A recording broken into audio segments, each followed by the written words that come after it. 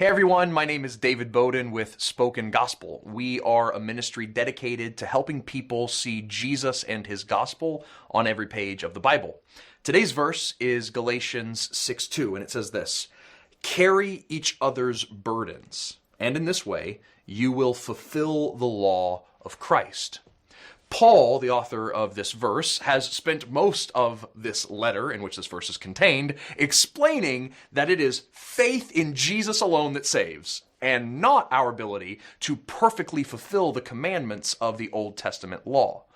But that doesn't mean that we can just sin all we want. Paul says the church needs to help each other be free from sin, and that is what our verse today is about. If someone in your church is struggling with a sin, Paul tells us to restore them to obedience and faith gently.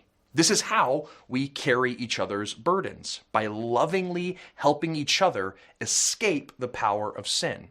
And when we do this, Paul says we fulfill the law of Christ. You see, the Galatians were so concerned with fulfilling the Old Testament law through obedience, but Paul says by loving each other through sin, they will actually fulfill the law that truly matters, the law of Christ. After all, Jesus said that the law is summed up in loving God and loving others. And Jesus proved it by loving us this way.